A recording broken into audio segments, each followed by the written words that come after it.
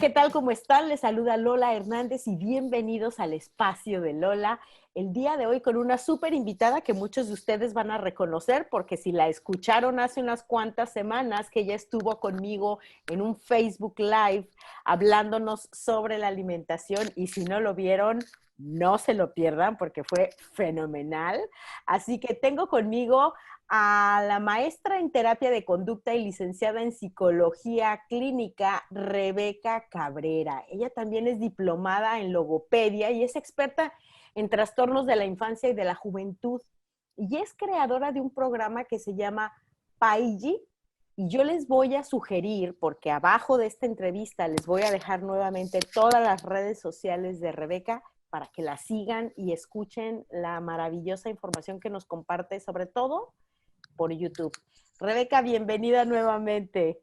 Gracias por la invitación, un placer como siempre. Sí, bueno, pues ya sabes que este espacio está abierto para los que quieran compartir y tengan cosas que compartir y ciertamente tú tienes mucho.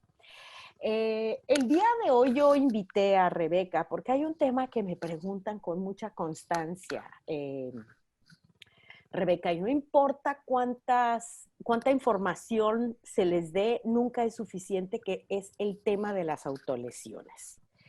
Y escuchando yo uno de tus videos en YouTube, decía que las autolesiones vienen en cadena. Y yo dije, bueno, vamos a que Rebeca nos explique a qué se refiere esto, porque los papás siempre quieren saber por qué las autolesiones, pero bueno, pues el por qué puede ser múltiples razones. Sí.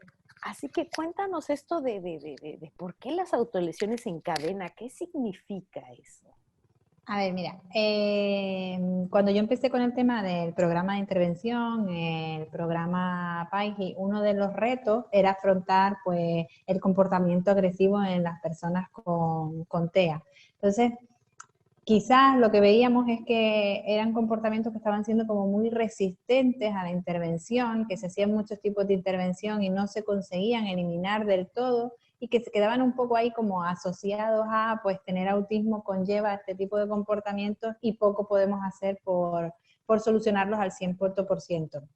Y yo, como soy una persona muy de intentar buscar siempre una solución práctica, pues nos pusimos un poquito manos a la obra y lo primero que yo vi es que estas autolesiones, aunque se dan en personas con autismo, no obedecen a que tú tengas autismo, sino a una susceptibilidad que tienen las personas con autismo a tener determinadas dificultades que luego se manifiestan en trastornos del comportamiento agresivo. Entonces, lo primero que teníamos que ver es que no todas las personas con autismo se autolesionaban por las mismas causas, porque teníamos intervenciones que estaban como muy estandarizadas y clicheadas para personas con autismo. Si tiene autolesión hay que hacer este tipo de intervención. Y por eso no nos funcionaban. Teníamos un mismo tipo de autolesión, es decir, desde fuera vemos un poco lo mismo, pues que el chico a lo mejor se golpea la cabeza, pero ese mismo golpe que se está dando en la cabeza, a lo largo del día puede tener una causa completamente distinta. Es decir, yo hay veces que me puedo golpear en la cabeza porque tengo dificultades de ajuste sensorial, hay veces que me puedo golpear en la cabeza porque necesito autoestimulación, hay veces que lo voy a hacer por un problema más de tipo conductual y hay veces que lo voy a hacer por un problema más de activación, ¿vale? Entonces tenemos como esos 4 grandes bloques que se pueden dar a la vez en una misma persona. Pero como yo siempre digo, el autismo nos viene a retar constantemente y no era simplemente detectar cuántas bases tenía la persona, sino que una vez que el comportamiento se empieza a desencadenar, se van como uniendo unos a otros y comportamientos que a lo mejor empiezan con una base puramente conductual, pues ante una frustración, ante un no que no gestiono correctamente, comienzo a golpearme, pero resulta que si me mantienes en ese nivel de frustración, mi nivel de activación fisiológica aumenta y esa autolesión se transforma en una autolesión que es mucho más intensa. Y a la vez, esa se puede transformar en una autolesión de corte sensorial, ¿vale? Ok, entonces vamos a retomar un poquito. Esos 4 aspectos pueden ser, dijiste, conductual, puede ser sensorial, y los otros 2, refréscame la memoria. Pueden ser autoestimulatorio, y pueden ser también por activación, ¿vale? Que estarían Ok. más relacionados con el plano emocional y ese plano más de ajuste de emociones y pensamientos más internos. Digamos Claro, que la parte sensorial sería más con entrada de información del exterior y la activación más entrada de información desde el interior. sí, que ya no aguanto a mi mamá que me está dando 62 instrucciones o... No, y muchas veces están relacionadas con momentos de mucha felicidad, ¿vale? Claro, Una emoción muy intensa que me inunda y al final no somos conscientes de cuando nosotros vivimos esas emociones intensas, por dentro hay una serie de sensaciones y esas sensaciones hay que canalizarlas. Y ellos a veces se sienten abrumados por esa sensación que no saben cómo frenar y la forma que encuentran de frenar ese tipo de sensación, como puede ser una felicidad muy intensa, un enfado muy grande o una tristeza muy grande, es a través de la autolesión que le devuelve otra vez al nivel basal. claro. Y eso también puede ser similar a manejar estas emociones y se presentan las estereotipias. También, o sea, una de las razones por las estereotipias. Sí, de hecho, una de las razones por las cuales se tiene que enseñar a canalizar las estereotipias es para prevenir los comportamientos agresivos, porque a veces realizar una estereotipia durante un tiempo prolongado conlleva el aumento del nivel de activación. Y ese aumento del nivel de activación, la única forma que tengo de frenarlo es a través de proporcionarme una estimulación de mayor intensidad, que en este caso sería una agresión física. Claro, claro. Ahora, Rebeca, las personas que nos están escuchando, sobre todo madres, padres de familia, dirán, bueno, y entonces, ¿y cómo yo sé cuál de las cuatro, de los cuatro elementos están activando los comportamientos autolesivos, sobre todo en diferentes momentos? ¿Hay algo que pueda? Normalmente tenemos, es decir, la clave está en hacer una observación muy detallada de lo que está sucediendo en ese momento. Tenemos que ver, primero tenemos que pensar que lo que vemos al final, que es esa explosión agresiva, muchas veces no es lo que desencadenó, es decir, no está al lado de lo desencadenó, sino que habría que ir echando hacia atrás toda esa cadena de comportamiento. Pero a rasgos generales sí que podemos decir que las conductas autolesivas, autoestimulatorias, son más mantenidas en el tiempo y de menos intensidad, se hacen menos daño, ¿vale? Son esos pequeños pellizcos que se suelen dar, se suelen hacer daño alrededor de las uñas, porque constantemente se están levantando la piel. Es como un autolesivo constante, controlado en intensidad, pero que al estar mucho tiempo haciéndolo provoca una lesión grande. Pero no es de tipo explosivo. Las que están relacionadas con el canal de información, bien sea interior a nivel de activación o exterior sensorial, son muy explosivas. Son muy explosivas y hay que tener mucho cuidado porque la persona se puede hacer mucho daño porque está buscando Claro. parar la sensación, sea como sea, ¿vale? Entonces, en este caso vamos a ver conductas que son un poco de socorro, auxilio, necesito parar esto como sea. Y las conductuales siempre vamos a ver que la persona nos está observando. Es decir, la persona modula la intensidad y va cambiando la intensidad con la que se golpea en función de lo que nosotros vamos haciendo. Hay un control por su parte de todo el comportamiento agresivo para buscar una reacción en nosotros. Ok. ¿Por qué es importante diferenciarlas? Pues porque no se puede trabajar una autolesión de base sensorial o de activación que son muy explosivas con un programa, por ejemplo, más conductual.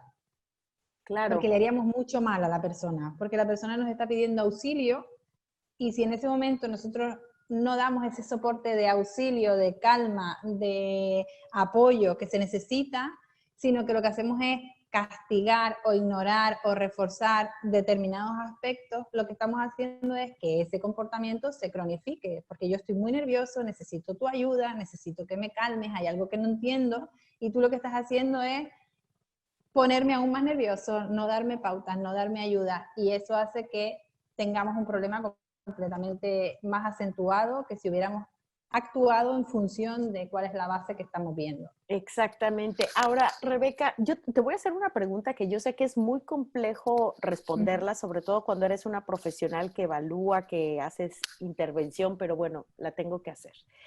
En el caso de una autolesión explosiva que el niño o la niña esté en riesgo su parte física, alguien que está observando, puede ser la mamá, puedo ser yo, puede ser el Ujú. vecino, ¿qué es lo que podemos hacer?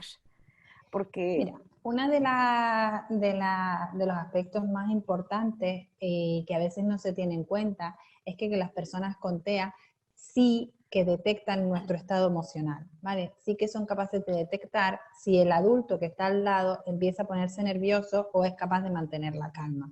Cuando uno se está poniendo nervioso o sientes miedo o una situación te resulta invasiva, la única forma de empezar a no tener esa sensación es que quien está a tu lado empiece a bajar el nivel de activación. Es decir, la persona que está al lado tiene que estar en plena calma, porque si yo estoy en plena calma, indirectamente te estoy diciendo que no pasa nada, que no te exacto, preocupes y que estoy aquí para hacer tu apoyo.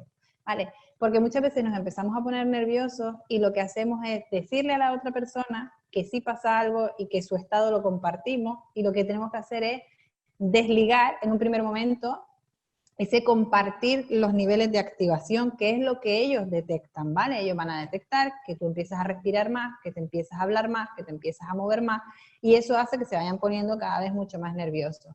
Dicho esto, lo que hay que hacer es intentar acercarse e intentar ver qué zona está golpeando. Y la zona que está golpeando, presionarla nosotros, ¿vale? Intentar nosotros hacer presión de forma pausada, para que ellos vayan recibiendo la calma y vayan bajando ese nivel de activación o de ansiedad, y podamos después hacer otro tipo de estrategia, ¿vale? Pero tenemos que ver qué zona se golpea, acercarnos de forma tranquila, no hablar, es súper importante no hablar. eso, qué bueno que lo mencionas, Rebeca, no hablar, porque es, la reacción de los papás inmediatamente es, para, no hagas eso, a eso no, así no, o sea, es, y además es el hablar como con regaño, como Sí. con, Y además, el hablar es uno de los signos para ellos más representativos de que ha habido un cambio, de que la otra persona se está poniendo nerviosa. Y sí, encima claro, cada vez empezamos a hablar más rápido. Cuando vemos que la situación no se controla, comenzamos a hablar mucho más rápido,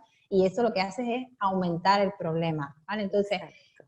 silencio, tranquilidad, observa dónde se golpea, presiona tú la zona en la que se está golpeando y esperar a que esa situación baje. A ser posible, si conocemos cuál es su punto de calma o cuál es su zona de calma, debemos de intentar actuar sobre esa zona de calma. Por ejemplo, hay veces que cuando la persona está muy saturada y sabemos que su calma la consigue con el agua, con trasladar a la persona a un baño y abrir un grifo para que empiece a desviar su atención a la parte del agua y empiece a meter las manos en el agua, vamos a hacer ya que esa persona empiece a calmarse sin nosotros tener que hacer ningún tipo de acción que sea perjudicial para la persona. Claro. Ahora, Rebeca, yo te comparto aquí, fíjate que en los años que yo di clase, tuve un chiquito que tenía autismo, él tenía como 7 años y él Uh se -huh. arrancaba las pestañas. Uh Ese -huh. era su comportamiento autolesivo. Y te soy sincera, cuando yo vi eso por primera vez, bueno, imagínate yo ver cómo se arrancaban las pestañas y yo no sabía cómo abordar eso. O sea, yo como maestra, porque obviamente le dices que no haga eso, que se va a hacer daño, pero, o sea, eso no sirve de nada. Entonces, No, ese tipo de comportamientos, ¿cómo interviene alguien? Sobre todo alguien que no tiene nada, no tiene entendimiento ni conocimiento de esto. este tipo de comportamientos son un aviso de que a nivel de estimulación no estoy recibiendo la estimulación del ambiente. Es decir, la información que tú me estás dando, la estimulación que tú me estás proporcionando, a mí no me está llegando. Como no me llega, yo me tengo que proporcionar autoestimulación de alguna manera, porque el cerebro no está nunca en actividad cero, y la forma que tengo de proporcionarme autoestimulación es a través del cuerpo. Luego voy a coger aquellas zonas que tengan poca sensibilidad en mi cuerpo y voy a empezar a autoestimularlas. ¿Cómo? Pues pellizcando, arrancando, porque eso mantiene mi actividad cerebral, mantiene mi funcionamiento cerebral. Por una parte, nos está avisando de que tenemos que cambiar la modalidad en la que estamos haciendo el acercamiento a esa persona, porque esa persona no está haciendo ninguna participación activa dentro del proceso que se esté dando de aprendizaje. Luego, tenemos que generar momentos o intervenciones en las que esa persona tenga que participar de forma activa para que la actividad cognitiva supla a la actividad corporal. Es decir, que yo me tengo que buscar la vida para hacerle llegar una estimulación que sea efectiva, que él pueda participar y que no tienda a la estimulación corporal antes de la estimulación cognitiva. Súper. Rebeca, otra pregunta, sobre todo en los comportamientos autolesivos. Cuando ellos lesionan a alguien más, golpean a alguien más, en este caso también puede ser alguna de esas 4 orígenes de los Sí, que lo nos que pasa es que hablan. en este tendríamos también un origen que llamamos por interacción, ¿vale? Nos faltaría la parte más comunicativa, pero bueno, aquí hablaríamos de interacción, que es una forma errónea en la que han aprendido a interactuar con el resto de personas y tenemos que valorar si se está produciendo porque no he aprendido correctamente a realizar la interacción con los otros y pienso que pues golpear al otro es una forma de que el otro me preste atención y empezar un juego, ¿vale? Que eso sucede muchísimo. En las primeras fases, pues los papás comienzan a hacer esos juegos que son el león y todo ese tipo de cosas, que es como un comportamiento agresivo corporal, y después para ellos es más difícil diferenciar de con qué personas sí se puede hacer, con cuáles no, y entonces tienen ese tipo de iniciativa a la hora de hacer el acercamiento social, pero el resto de variables no estaría la autoestimulatoria, sino que estaría la interactiva. Exacto, y además medir fuerzas, medir todas Sí, estas partes. sí. Ahora, en estos comportamientos autolesivos, sobre todo cuando son explosivos, cuando se pueden hacer Uh-huh. daño, si son de comportamiento, a diferencia de los que son por cuestiones sensoriales, Uh-huh. ¿qué recomendación nos puedes dar en el abordaje, en el momento que...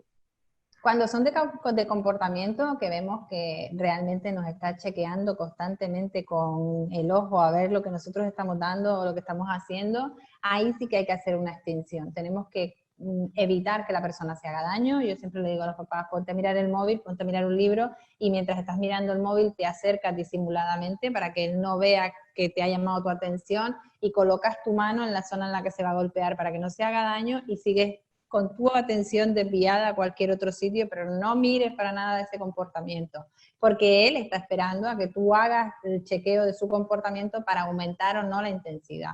Pero sí que hay que ser muy claro que cuando se hace extinción en trastornos de la agresión, no se puede hacer extinción de no mires, no hagas nada, porque tienes que proteger a la persona. Entonces, no mires, pero usa tu cuerpo para proteger a la persona. Colócate en una posición en la que tú puedas frenar que él se dé un golpe, sobre todo en zonas de la cabeza, pon tu mano, pon tu brazo, sin mirarlo y sin decirle nada, pero que él no pueda dañarse, ¿vale? Porque son zonas muy delicadas. Claro, y muy importante esto que mencionas, porque sí, en ocasiones escuchas personas que dicen, no, no hagas nada, ignóralo, no lo voltees a ver, ignóralo.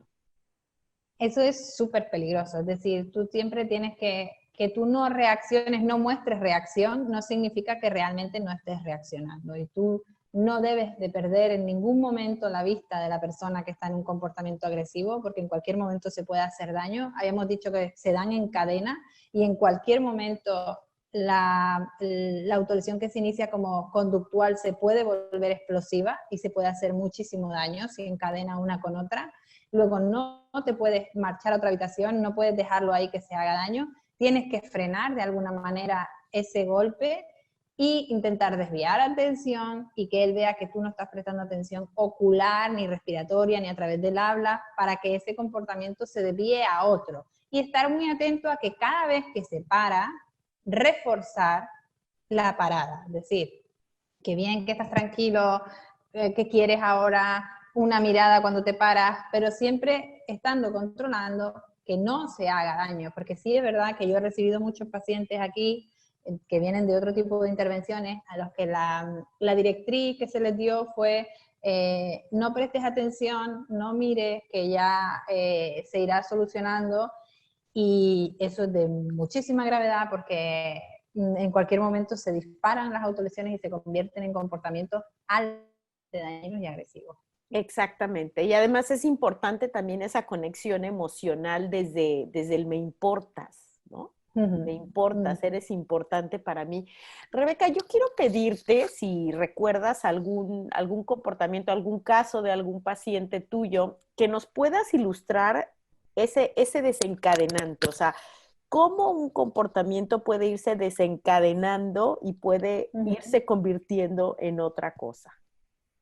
Mira, te puedo contar más que comportamiento autolesivo, las cadenas también se dan en los heterolesivos, ¿vale? Ok. Se dan en todo lo que son comportamientos agresivos, pero yo sí recuerdo uno muy concreto en el que comenzó con una agresión de llamada de atención a la que se le prestó indirectamente atención, luego la enganchó como un juego y comenzó a reírse, cada vez que golpeaba se reía, cada vez que golpeaba se reía.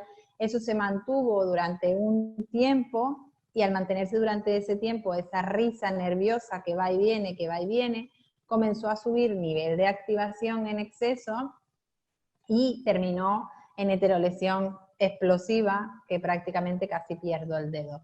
Entonces, en ese momento, si lo miramos al final, diríamos, bueno, tenemos que hacer una intervención por exceso de activación, porque casi me parte el dedo, porque estaba en un nivel muy alto de actividad fisiológica. Pero no es esa la intervención correcta. La intervención correcta es a nivel conductual, porque fue el inicio, él inicia a nivel conductual, después ya se descontrola por completo y va encadenando hasta que llega a un momento explosivo. Pero tenemos que ver siempre cuál es el inicio de la cadena, porque las autolesiones y las heterolesiones se dan siempre en cadena, salvo en chiquitos que sean muy, muy pequeños, que todavía no han hecho esos procesos de aprendizaje social que permiten hacer el encadenamiento. Exacto. Rebeca, en el caso de los adolescentes, por ejemplo, sobre Uh todo -huh. en la etapa de la pubertad, estos cambios neurológicos, hormonales, por lo que están pasando, Uh pueden -huh. también incrementar este tipo de conductas autolesivas o heterolesivas. Realmente los cambios de la pubertad, yo por suerte, es decir, cuando yo empecé, pues siempre se decía mucho el tema de que la sexualidad influía mucho a los varones con autismo y que eso podía desarrollar comportamientos agresivos. Yo no he visto ningún caso de ese tipo. Todos los varones que en pubertad desarrollaron comportamientos agresivos ya tenían anteriormente indicios de comportamientos agresivos que muchas veces pasan desapercibidos y no se tratan, y cuando llega el shock de las hormonas o esa intensidad fisiológica, Claro. pues se dispara también con mayor intensidad. Pero no hay una relación directa entre aumento de carga hormonal o cambios de cargas hormonales y desarrollo de conductas agresivas en autismo. Todos esos chicos siempre tenían indicios de comportamientos agresivos anteriores. Hay muchas estereotipias que no se leen como autolesiones y son autolesivas. Es decir, el chico que patea el suelo, que da golpes con el pie constante en el suelo, el chico que constantemente está haciendo esto, son conductas autolesivas. Todas aquellas conductas que a la larga van a producir daño se deben considerar conductas autolesivas y deben ser trabajadas desde el momento inicial. Y a veces se leen como estereotipias y entonces no se tocan o no se trabajan. Y todos los chicos que en la esfera adolescente tienen una explosión mayor de agresividad tenían previamente este tipo de comportamientos, ¿vale? Chicos que se presionan con la boca en la mano, Sí. no llegan a morder, pero entonces la familia u otros profesionales te dicen, no, pero es que no se muerde, lo que hace es presionar. Detrás de la presión siempre va la mordida, es A, B y C. Detrás de Claro. la patada siempre va el que se vaya a hacer daño sobre los dedos. Detrás del el que se frota los nudillos, siempre va el que los termine mordiendo, ¿vale? Eso hay que estar muy atento al tipo de estereotipias que no sean con componentes autolesivos, porque se van a convertir después en autolesiones más potentes. Definitivo. Rebeca, tú mencionaste un clásico comportamiento, digamos, autolesivo, que es, por ejemplo, el de jalarse Sí, los cueritos o el de morderse las mm, uñas, que además no tienes que tener autismo para hacerlo. no. O sea, ¿cuántos adultos, mujeres, andan con uñas postizas para no morderse las uñas, no? Y si nos damos cuenta, se producen por las mismas causas. Es decir, la gente que no tiene autismo y que hace ese tipo de comportamiento lo hace por las mismas causas. Hay personas que lo hacen porque son excesivamente nerviosas y su forma de canalizar el nerviosismo es pellizcarse los cuerillos.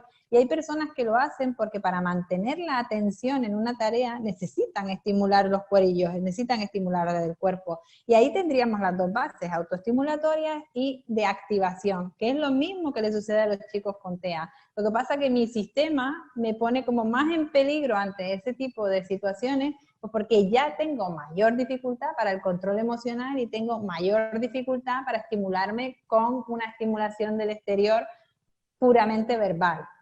Ok, ahora, bueno, aquí yo te cuento porque yo era de las que se mordían las uñas, lo confieso. Ya no más, hace muchos años. Pero sí cuando siento uno que se levanta, ahí estoy, y a veces hasta me lo paso así por la cara y tú sabes, me gusta sentirlo, no jalarlo, sino sentirlo. Y- pero, o sea, no sé por qué hago eso, pero el Porque tema, claro, claro, proporciona calma al sistema. Entonces, lo que pasa es que no tienes problemas de gestión emocional no, y cuando ya ves que esa calma empieza a ser dañina, pues uno pone el freno y dice, ay, esto ya no me lo puedo estar haciendo más porque me va a dar una infección o porque hay otra conciencia otra para conciencia. evaluar los comportamientos. En este caso, nos falta esa parte de conciencia evaluativa a Muy posteriori importante. a suceder.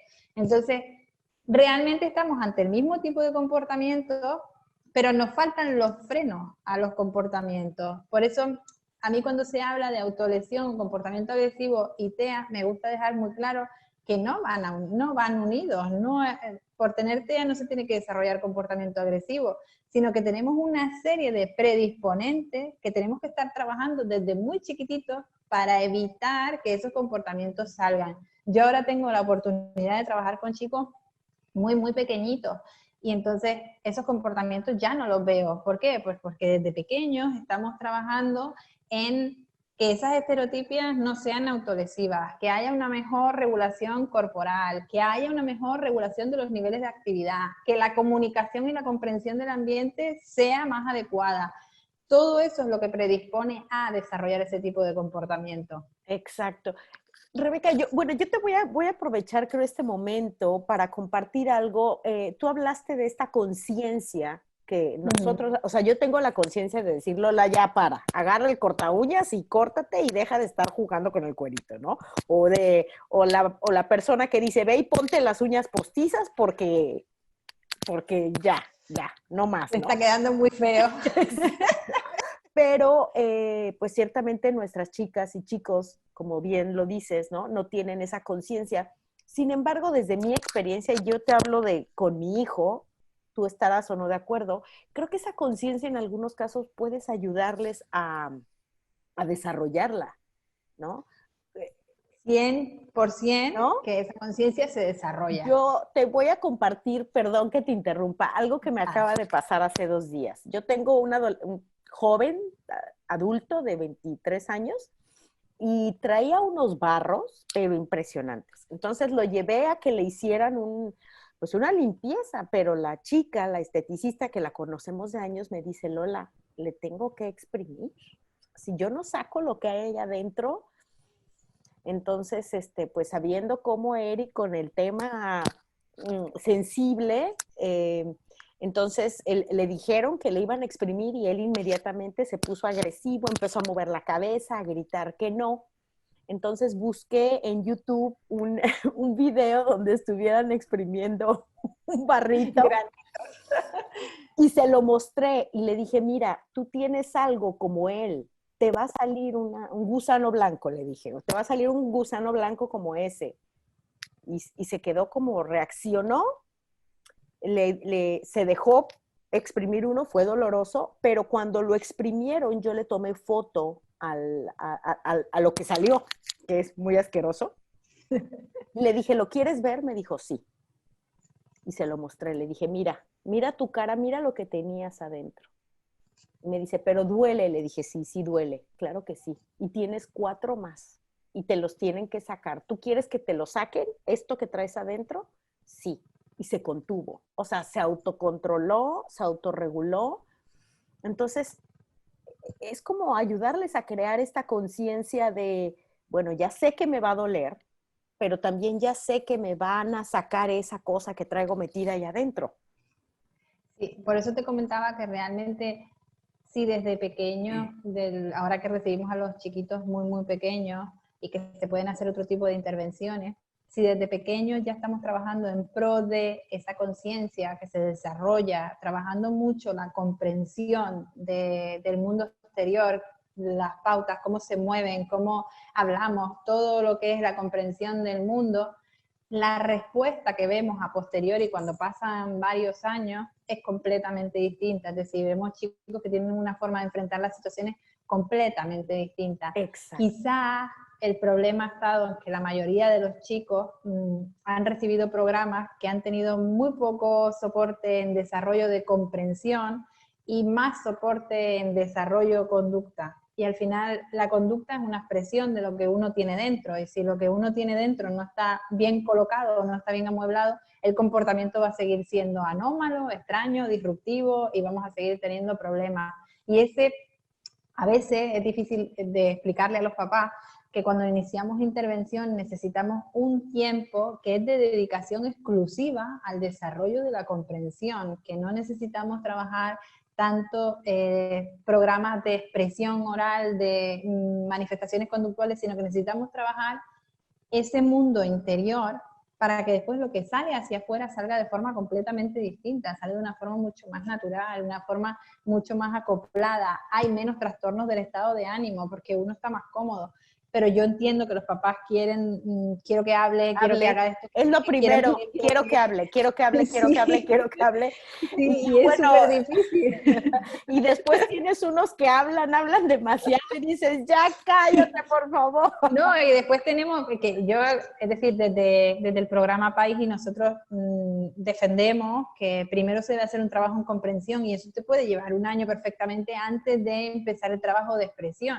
Por supuesto. Y a los papás les cuesta mucho porque después ven otro tipo de intervenciones en las que el niño, pues desde las primeras sesiones te dice agua, pan, leche, y yo les explico que a largo plazo eso no es positivo, porque ahora está muy bonito porque tienes esa primera escucha de la oralidad de tu hijo, pero a largo plazo te estás poniendo en peligro de desarrollar comportamientos que ya no es solo la agresión, vas a tener comportamientos de trastornos del estado de ánimo graves porque la persona.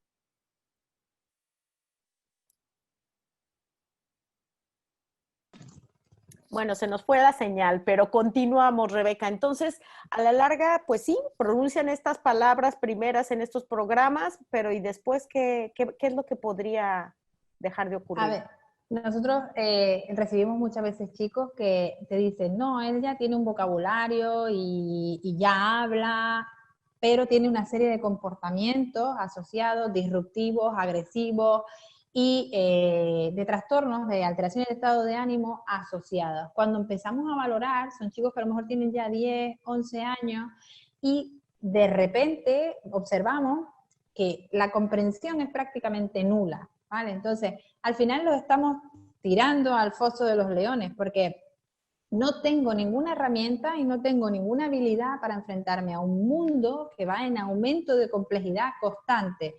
Las demandas que empieza a hacer el mundo exterior van en aumento en función de cuando yo voy aumentando mi edad. No le voy a pedir lo mismo a un niño que tiene 5 años que a un niño que tiene 14. Por Empiezo supuesto. a exigirle más, a pedirle más. Y todo eso es en base a lo que uno comprende del mundo, se estructura en base a lo que nosotros comprendemos. Si yo no he invertido el tiempo necesario en esa primera fase de desarrollo de la comprensión y lo único que quiero es que salga la expresión, voy a tener la expresión, pero voy a tener una expresión que es una pura reproducción motora, que solo se va a hacer porque me das un premio y punto, pero no tiene Exacto. ningún interés por parte de la persona. Entonces, explicarle eso a los papás cuando tienen esa necesidad de que su hijo hable es complicado porque a veces incluso te dan la oportunidad de empezar a trabajar, pero de repente coinciden con otro papá que les dice, ay, pues mi hijo ya dice papá, y cambian de intervención y te echas las manos a la cabeza porque sabes que cuando pasen 2 años lo vas a ver y vas a ver que tiene, primero, un lenguaje que está limitado, no va a poder desarrollarse más porque no es un lenguaje creativo, la persona no sabe qué hacer con esas palabras que produce.